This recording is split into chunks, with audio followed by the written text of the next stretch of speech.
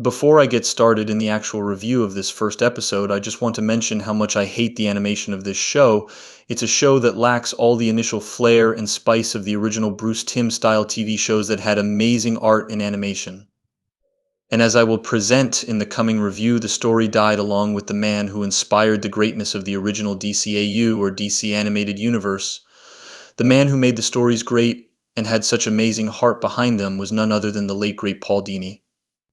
A man who had also worked in the comic book industry and knew how to make great nuanced stories around these fictional characters, and even wrote an anti-gun episode that I as stanch conservative still enjoy watching and can see the reasonable argumentation behind even though I still disagree.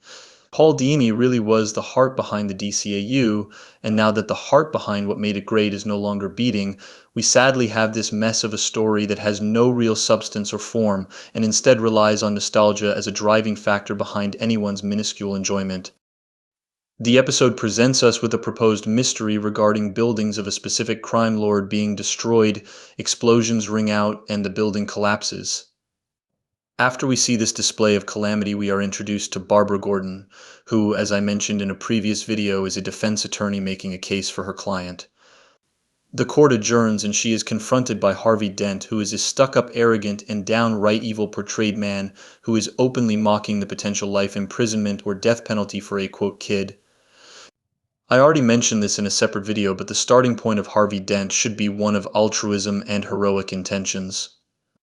It is the fall from grace that inclines us to feel sorrow for the character whose entire life was torn from him and shunted him into a life of crime, the very thing he protested against. But this show doesn't seem to grasp that concept, and it hurts the overall flow of the story because of it. We also get to see Batman performing his bat duties, investigating. In a poor attempt to call back to the Nolan trilogy, Batman zips up a thug and interrogates him while a train bull rushes towards the frightened man. Upon questioning the man and nearly killing him, Batman pulls him up and gets his information. The person he needs to look into regarding the string of destruction and collapsing buildings is Penguin. At this point, we see a conversation between Batman and Alfred, where Batman refers to Alfred as Pennyworth, almost treating him like an add-on or secretary. Just more evidence that the writers of this show don't understand Batman. Batman explains that the events happening around Gotham and the buildings that have been getting destroyed in the dead of night link back to Penguin, but he just doesn't know how, and expressly states that the Penguin has been outsmarting everyone this entire time. I'll reveal later how that means that everyone in Gotham, including Batman, is a complete idiot. As for now, let's continue on. We cut to the whole cast of characters, including Harvey Bullock and Flash, two dirty cops in the pockets of Rupert Thorne. A whole gaggle of people in the crowd have gathered together to watch as the overweight gender-swapped Penguin hobbles around as the only line dancer to her own song. Lizzo, anyone? Needless to say, it's an extremely cringe-inducing few minutes as we watch them attempt to explain why people are hooting and hollering about how quote-unquote beautiful she is, when it's just another showing of the diversity quota of the show rather than actual storytelling. Again, when get a cheesy dialogue exchange between Gordon and Harvey that essentially boils down to this show's version of join me and together we would be unstoppable. But it falls flat on its face because the setup is void and empty. We have a version of Gordon who we essentially know nothing about, who is relegated to being nothing more than an unneeded background character and an evil version of the heroic Harvey Dent. Instead of getting a collaboration of two great justice seekers, we get a horrible side conversation that ultimately leads nowhere. Batman joins the party as Bruce Wayne to investigate further, and somehow manages to sneak down to the area of the Iceberg Lounge, where Penguin's big secret is hiding. Before he can do any further investigating, he hears the Penguin and a couple others coming downstairs, so he has to hide, and what does he do? Does he hide behind any number of the large crates, so that he can stay informed and attempt to learn more about the Penguin's operation or gather more information while skulking in the shadows? No, he jumps into the open carved-out section of the yacht and swims to the outside of the ship, only to be seen by Barbara Gordon, and he plays it off by saying, I guess it's not really a party on a yacht until someone falls overboard. And he says it twice. Once wasn't enough. They had to keep that cringe-inducing line in twice. Due to Bruce Wayne's incompetence, a man dies, and the show almost never touches on it again in the first episode except a passing remark made by the gentleman's brother.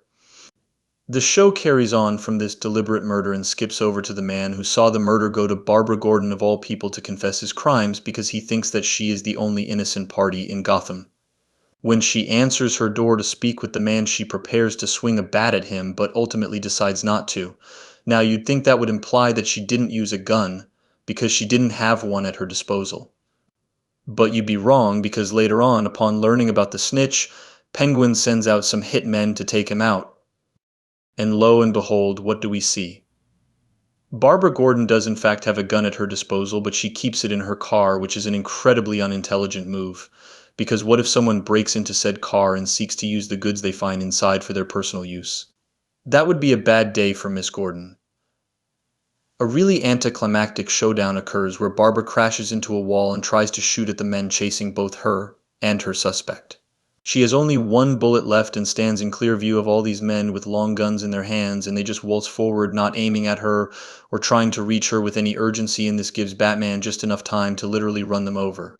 I don't care what you tell me, those guys are dead. Batman nods and Barbara respects it. Later on at the GCPD, the snitch is brought in for questioning. He explains how diabolical the Penguin is as Batman makes his move to take her down. There is a poorly animated fight that has all the gravitas of a wet fart in space, and as Batman is matched in combat prowess with the female Penguin, he gets pushed aside essentially only to get in the way of her getting to her giant cannon, which is the tool she was using to destroy Thorne's buildings this entire time. That's right, the brilliant detective slash genius couldn't figure out that literal rockets were being launched over Gotham to destroy buildings. She manages to get the shot off as the people inside the GCPD escape narrowly. Batman was outplayed by the Penguin, and we find out at the end of the episode that he was outplayed by Rupert Thorne as well, because now all of the Penguin's territories have fallen into Rupert Thorne's hands.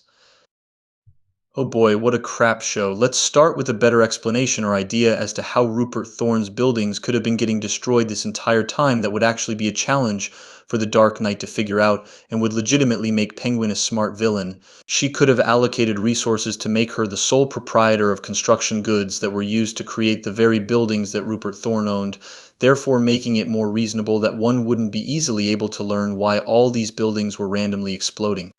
This would also explain why so many city officials are attending the Penguin's party, because she could essentially have them all in her back pocket, being such a reliable source of materials for the continued construction of the city.